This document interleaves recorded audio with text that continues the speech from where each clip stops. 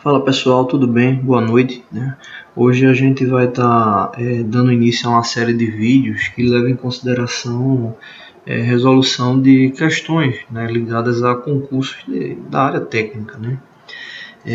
Hoje a gente vai estar iniciando com uma questão da Petrobras, né? No caso aí para uma prova do técnico de manutenção júnior mecânico, né? E nesse caso aí uma questão ligada à metrologia, né, que diz respeito aí à confiabilidade metrológica, tá bom? Essa prova, quando ela foi aplicada no dia 6 de 5 de 2012, né? Ela é questão 1 específica aí do técnico de manutenção júnior mecânica, né? No caso, na prova como um todo, se eu não me engano, ela é a questão 21, né? Então você tem as 10 primeiras de matemática ou as 10 primeiras de português e na sequência as 10 de matemática, e aí você entra com as questões da área técnica, tá bom? E aí é a data que foi aplicada a prova, ok? Bom, vamos lá.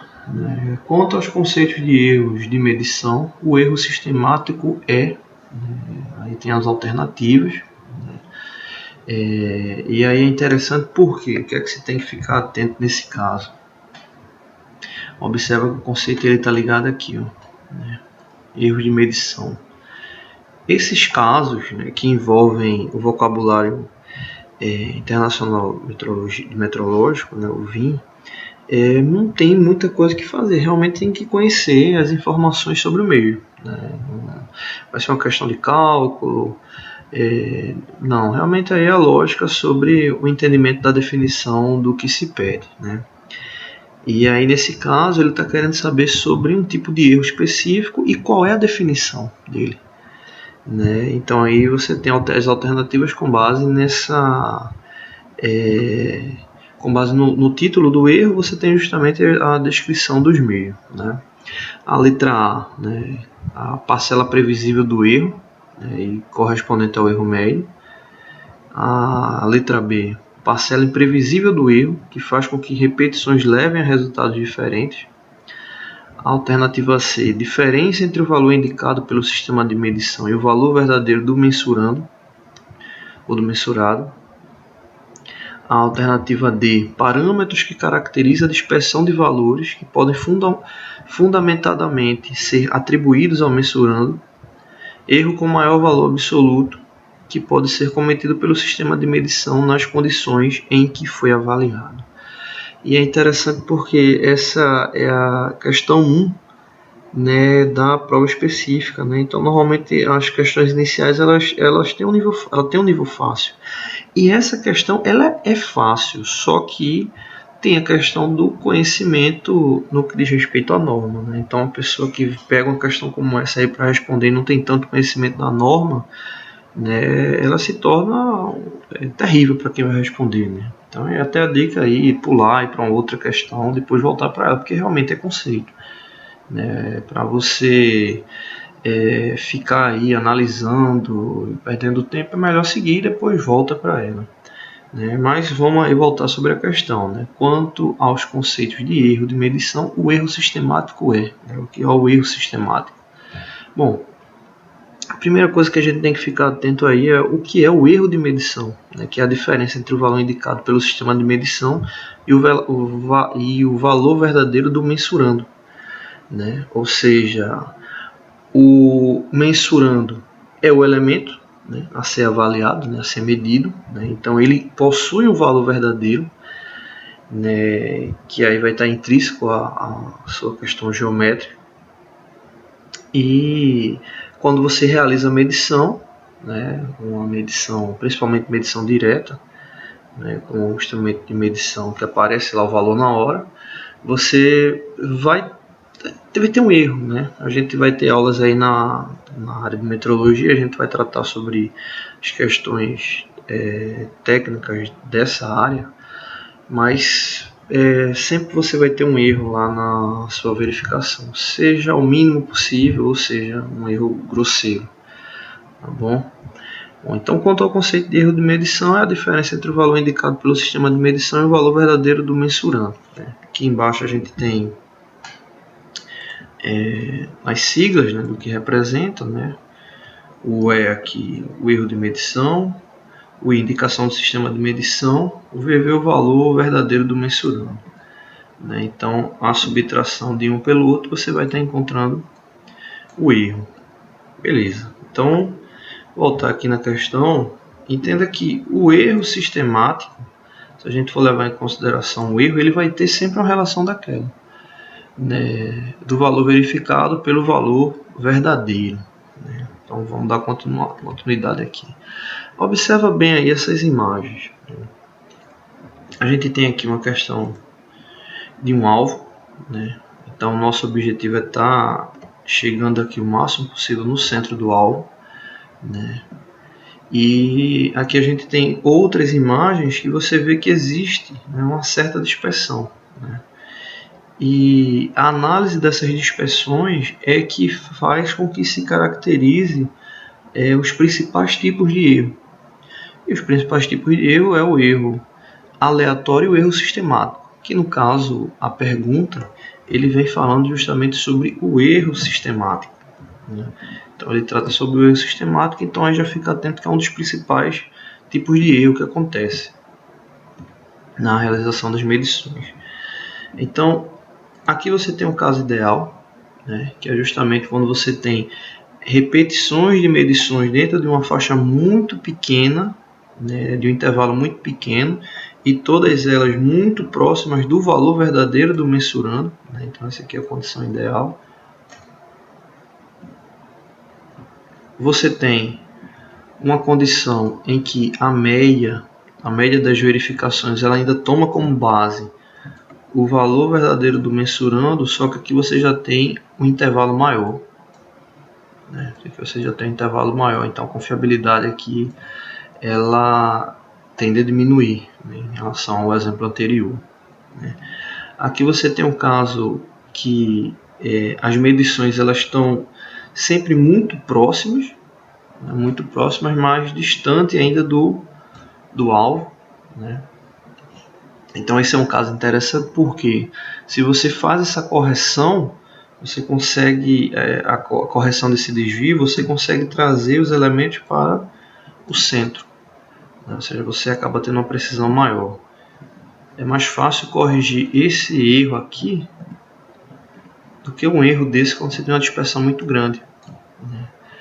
Na prática, quando você está fazendo um parâmetro, uma lógica funcional para uma fabricação do elemento e a questão dos tipos de medição que você vai estar fazendo, né, quando você chega a um caso como esse, tem que ser feito várias análises para poder diminuir o máximo possível e ter uma precisão maior nessa verificação. Então é bem complicado. Esse caso aqui já, quando você encontra lá o que é está causando o erro, você consegue diminuir ele automaticamente ele já tende a ficar aqui mais no centro, né? E aqui é quando você tem a pior situação, porque aqui você tem a dispersão dos elementos, né, e eles estão muito afastados, eles estão com um intervalo muito grande, né? Então é um outro tipo de erro bem complicado, né? E aí o que acontece? No nosso caso, o erro que ele está tratando aqui, que é o erro sistemático, ele é um erro que ele tem uma dispersão pequena, né? Ou seja, ele não tem a precisão do que se está querendo mensurado, mas ele tem uma dispersão pequena, ou seja, o seu intervalo é menor, né? Então, pela essa análise que a gente está fazendo aqui, o erro sistemático ele seria caracterizado como esse daqui, né? Então, esse aqui é o que a gente está precisando, né? Consequentemente, por definição, observa que a letra A ela traz a parcela previsível do erro e corresponde ao erro médio, né? Então, essa parcela, por ser previsível, ela te dá essa condição aqui.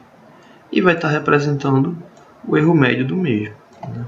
Então, o erro sistemático está caracterizado como esse aqui. Obviamente, com essa informação, você já entende que a resposta correta é a letra A, né? As outras alternativas, observa lá, B, parcela imprevisível do erro, que faz com que repetições levem a resultados diferentes. Aí você já vai ter justamente uma dispersão na verificação, que aí seria a pior situação, que é justamente quando você tem um erro aleatório. Então, como eu disse para vocês, a gente tem os dois tipos principais de erro, que é o erro sistemático e o erro aleatório. Então, essa alternativa B, ela está ligada à questão do erro aleatório. Dando continuidade aí nas outras letras, a letra C, diferença entre o valor indicado pelo sistema de medição e o valor verdadeiro do mensurado. Esse daí é interessante porque essa aí é a conotação do erro como um todo. Então, essa letra C, ela representa o erro. Ou seja sistemático ou aleatório, todos eles vão ter uma relação com essa questão, que é justamente a diferença do sistema de medição. Por exemplo, você está medindo lá com um paquímetro, está verificando lá um valor de 14,5 e o valor verdadeiro é 14, mensurando. Então, a diferença do sistema de medição pelo valor verdadeiro, você vai ter lá o erro. Então, essa letra C, ela representa o erro. A letra D, parâmetro que caracteriza a dispersão de valores que podem fundamentadamente ser atribuídos ao mensurando. O parâmetro, esse é um detalhe interessante, que é o principal que se estuda, nesse caso, que é justamente a confiabilidade metrológica, do que você tem como desejo. Então, quanto maior a confiabilidade, mais preciso você tem lá o sistema de verificação. Então, quanto maior a confiabilidade, melhor o seu sistema de controle de qualidade. A letra E, erro com maior valor absoluto que pode ser cometido pelo sistema de medição nas condições em que foi avaliado. Esse é bem interessante, é uma definição que você tem lá no vocabulário metrológico. E o erro com maior valor absoluto, o termo utilizado para ele é o erro máximo. Então, o erro máximo é o erro com maior valor absoluto que pode ser cometido pelo sistema de medição nas condições em que ele foi avaliado. Ele é muito interessante para os cálculos, ligados a controle estatístico, voltado ao setor lá de controle de qualidade.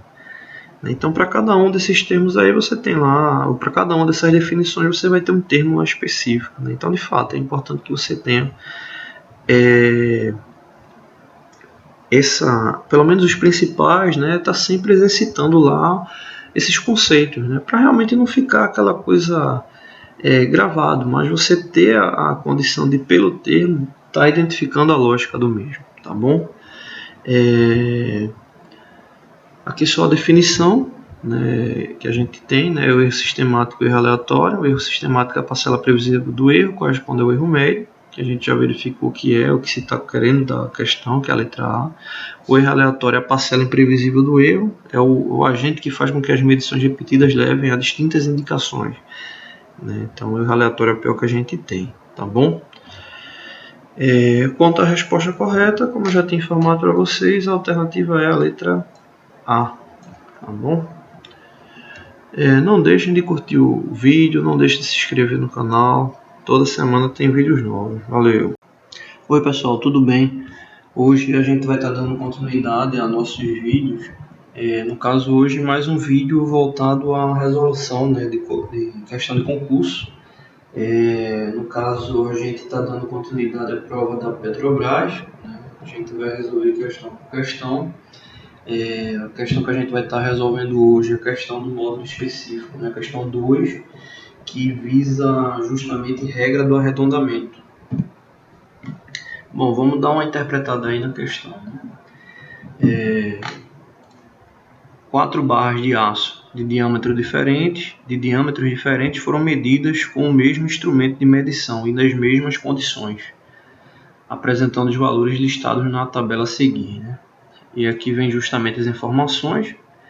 Medição 2 milímetros, 8505, 9 milímetros, 666, 12,5500 e o último 25,8500, E aí a gente tem as unidades, né?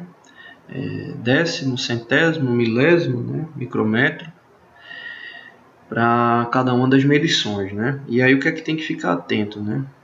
De acordo com as regras de arredondamento, quando cada valor é arredondado para conter uma casa decimal, tem-se respectivamente em milímetros e aí vem os possíveis resultados, né? Lembrando que normalmente quando se faz um arredondamento para uma casa decimal, é um tipo de medida secundária, né? É aquela que não tem tanta importância para a execução do projeto final, né? Se tivesse uma importância tão grande, não precisaria estar utilizando essa regra do arredondamento, né? Então, normalmente são tolerâncias mais abertas, né? Então, nesse caso aqui, a gente vai vendo medição por medição e aí a gente já vai verificando ali na alternativa qual que se enquadra, né? A primeira é 2,8505, né? Detalhe, essa daqui é muito parecida com a última, né? Levando em consideração que as 4 casas decimais, né? Aqui é 8505 e aqui é 8500, né? Então, para a gente chegar no número, no valor nominal subsequente, eles estão bem próximos, né? Estão a 15 centésimos, né? Do próximo número nominal, né? Que no caso para 1 seria 3 e para o 4 seria 26, né? Ou aproximadamente 15 centésimos, né? Então aí a regra é bem parecida para ambos, né? Mas como vocês podem observar, o último valor é diferente, consequentemente deve ter alguma regrinha diferente para cada um. Mas vamos verificar o primeiro. No caso, como ele está indicando aqui 2,8505 e a gente vai estar arredondando para apenas uma casa decimal, o que é que a gente deve levar em consideração? Como aqui ele já passou da metade do próximo valor decimal, né? Ou seja, o que é que eu estou querendo dizer? Se ele fosse 2,8500, ele estaria exatamente na metade para passar para o próximo valor decimal, que seria 2,9, né? Vou colocar assim. Então ele estaria mais próximo desse valor, né? No caso o 2,8505, né? Então, como ele está mais próximo desse valor aqui e já passou do centro, que seria 2,8500, então por passar do centro do valor decimal, né? Que no caso ele está passando aqui 5 micrômetros, né? Então por ele estar passando esse valor, consequentemente pela regra do arredondamento, ele vai para o próximo número decimal subsequente. Então se aqui é 8, então consequentemente ele vai para 9. Então ele vai ficar com 2,9. Pela regra do arredondamento, esse é o valor dele. Então por que ele vai para 9? Por causa desses 5 aqui, né? Se fosse 1, fosse 2,8501, também iria para 2,9, né? Se fosse 2,8500, que aí é o mesmo caso que tem aqui, e aí eu acho que já fica mais interessante a gente já ir logo para esse valor aqui. Mas matando aqui o primeiro, né? Então a resposta dele seria 2,9. Nas alternativas, para esse primeiro, observa que a maioria já é 2,9, né? Da B até a E, então todos eles são 2,9. Então, consequentemente, a letra A já não tem mais condição de ser. Ok? Bom, então vamos fazer o seguinte, vamos responder agora já pela quarta medição, porque é a regra que está mais próxima, né? Aí você diz, então o 12,5500 também está próximo por causa do 500. Só que aqui nesse terceiro tem uma regra diferente, porque o valor está próximo ao centro do valor já do milímetro, né? Não do valor decimal. Então aqui tem uma regrinha diferente. Então deixa esse 3 para depois, aí eu explico melhor. Então o 4, 25,8500. Nesse caso aqui, Como ele está exatamente no centro, o 500 aqui, ou seja, falta 500 unidades para ele ir para 25,9, então nesse caso aqui, e porque também o 8 já passou do centro, que seria 25,5, nesse caso aqui ele vai ficar arredondado para o valor decimal mais baixo na sequência. Então nesse caso aqui ele vai ficar com 25,8. Por que ele está indo para o 8? Porque ele está no 500. Se ele tivesse 25,8499 para baixo, seria arredondado para 25,8. Se ele tivesse 25,8501, ele já iria arredondar para 25,9, como o caso que a gente viu aqui. Ele passou 5 micrômetros, então ele já arredondou para 2,9. Então, nesse caso aqui do 4, ele vai ser arredondado para 25,8, por causa dessa questão do 500. Então, nesse caso aqui, para o 4, essa seria a resposta correta. Então, vamos lá voltar para as alternativas.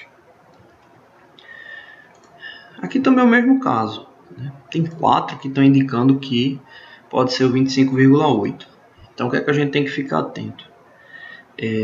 Se aqui na letra A, no primeiro resultado, a gente viu que do B até o E está correto, e no quarto do A até o D está correto, então a gente já elimina 2 resultados. Então a gente já tem eliminado a letra A e a letra E.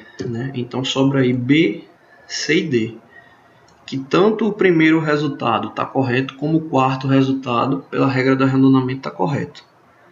Ok? Então agora vamos ver o segundo. O segundo, esse aqui é bem simples, ele está 9,6666. Então, a questão das 3 últimas casas já indica que ele vai para 9,7. E aqui também, a casa decimal, como ele já passou de 5, também não tem nenhum problema. Então, pelas duas condições, esse aqui automaticamente ele vai para 9,7. Então, esse aí, o segundo é 9,7, porque ele já passou totalmente da simetria de base dele. Bom, então vamos lá. Bom, o segundo, sendo 9,7, a gente só tem esses dois aqui, ou melhor, tem esses 3 aqui, mas a gente já tinha eliminado a letra A e a letra E, porque ou não bate com o primeiro ou não bate com o último, e a gente tinha visto que B, C e D poderiam estar corretos pela primeira medição ou pela última medição. Só que nesse caso da segunda medição, esse 9,6 aqui não bate. Então, mais uma letra que é eliminada, que é a letra B. Então, a gente tem letra A, B e E eliminada. Então, sobrou a C ou a D, que aí no caso é a terceira medição. Então, ou é 12,5 ou é 12,6 a terceira. Bom, no caso dessa terceira, o que é que acontece? Essa terceira ela é bem interessante porque se você não tiver tanto conhecimento dessa regra do arredondamento, ela parece muito com a primeira e com a quarta.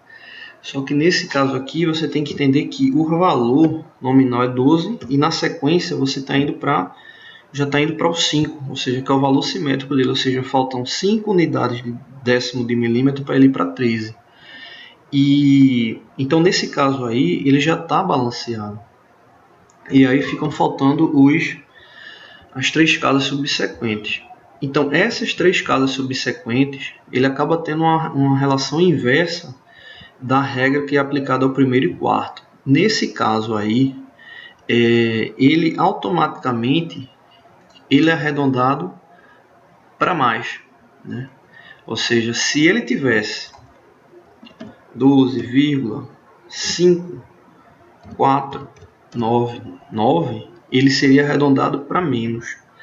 Mas como ele chegou já na relação de simetria, ele é arredondado para mais. Aí é uma relação da regra, convencionado dessa forma. Então, como ele está com 5500, ele já é arredondado para mais. Então, nesse caso aqui, ele vai ficar com 12,6. Lembrando que o arredondamento para uma casa decimal. Então, o resultado desse terceiro é 12,6. Então, como sempre o pessoal fala muito, né? A famosa casca de banana. Você mata a primeira regra, mata a quarta.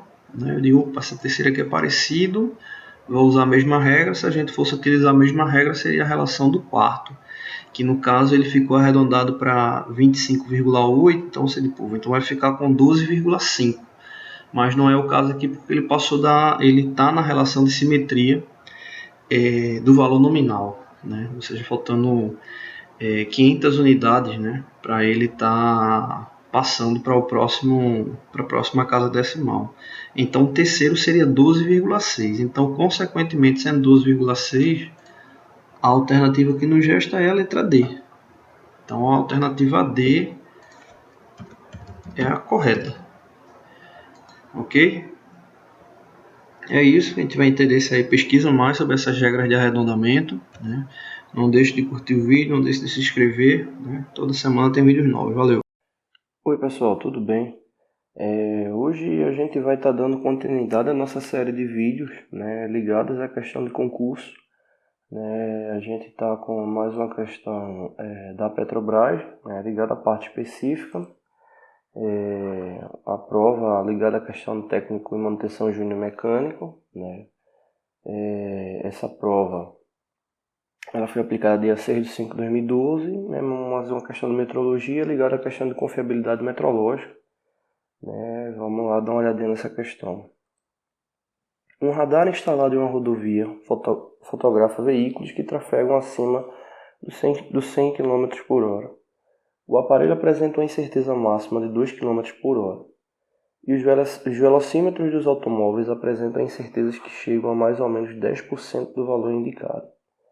O valor mínimo da velocidade, V, em km por hora, para que se possa afirmar com segurança que um veículo excedeu o limite superior da velocidade permissível e foi fotografado é tal que. Né? Então esse caso é bem interessante porque ele está trazendo dois elementos que possuem uma certa incerteza e um depende do outro para poder atuar. Né? Então vamos retornar ao texto.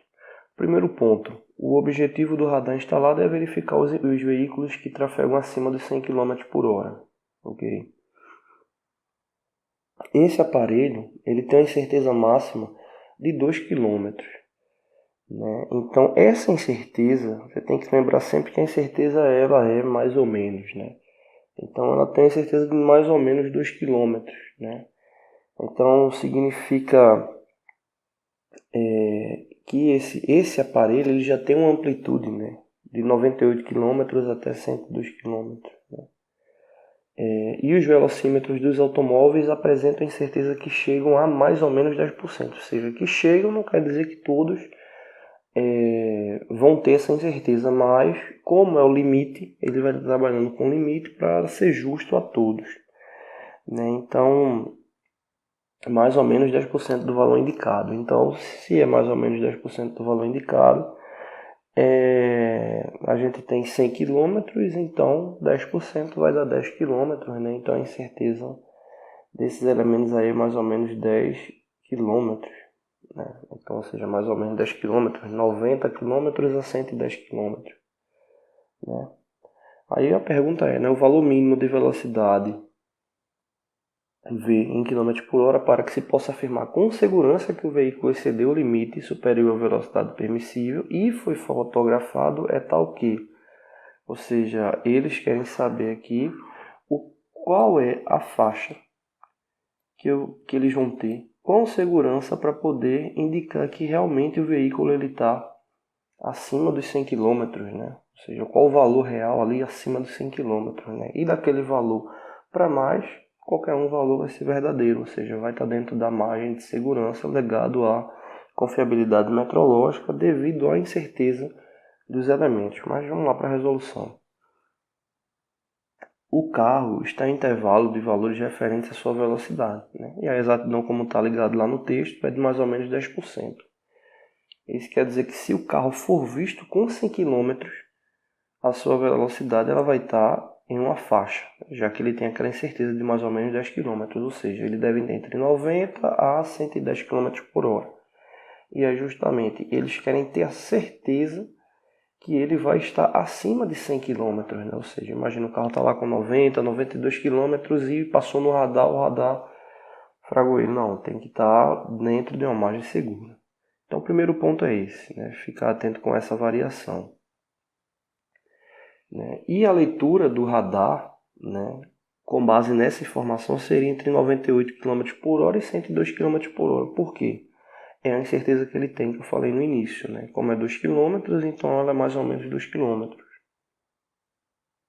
Como o nosso objetivo é a velocidade mínima, para que possamos afirmar com certeza que o carro ultrapassou o limite de velocidade, ou seja, a incerteza mínima de medição deve ser maior que o limite de velocidade. Então, se é a incerteza mínima, ali é o limite e qualquer valor acima também está correto. Mas o que ele está querendo saber nesse momento é a incerteza mínima.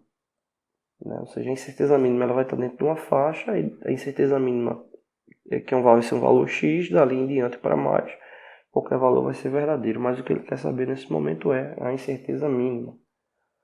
Aí, considerando a incerteza dos dois sistemas de medição, a incerteza mínima, que está lá com aquela velocidade de ali mais ou menos 10%, e a gente vai ter a relação da segunda velocidade de indicação do radar.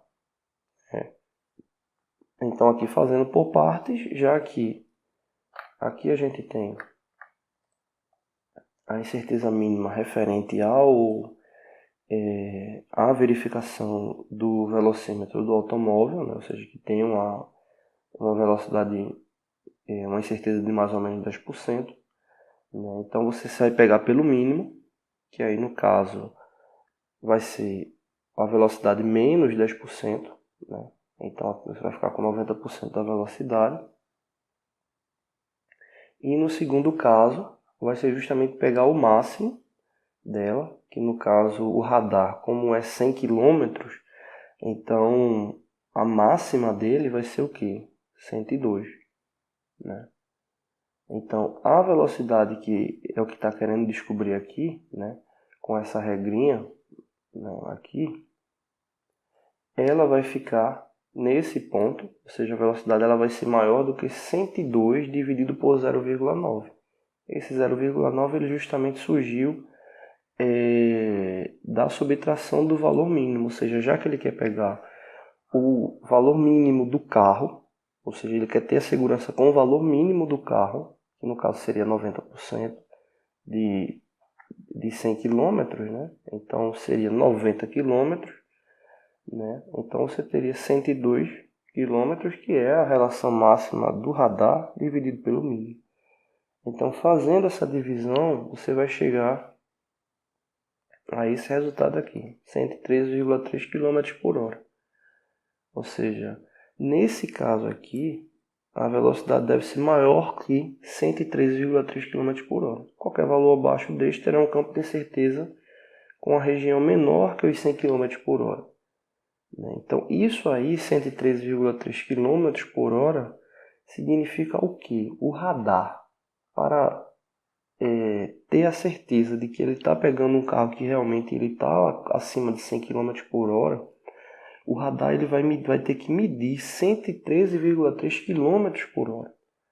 Né? Então, quando o radar medir 113,3 km por hora, significa que o carro ele vai estar acima dos 100 km por hora, ou pelo menos lá 100 km por hora, e a incerteza do radar também vai estar sendo verificada, né? Então, o valor real seria 103,3 km por hora, o qual é uma relação da divisão da incerteza máxima do radar pela velocidade mínima do carro. Né? Então, aí seria o valor real para ele. Como as alternativas estão em faixas, né, a resposta correta seria a letra E. Né? Confirmando aqui, a letra E, ela traz justamente, né, uma velocidade entre 111 e 114. Como o resultado deu 113 ali aproximadamente, né, é o valor mais próximo aqui, né? Então seria 111 a 114, né? Aqui deu 113, né? Nas outras alternativas não chega a esse valor, né? Então aqui de cara a letra A já seria eliminada, né? E os outros valores você teria que ter a certeza com base trazendo as duas informações, né? Tanto da velocidade do carro quanto a do radar, tá bom? Bom, não deixe de curtir o vídeo, não deixe de se inscrever no canal, toda semana tem vídeos novos. Valeu!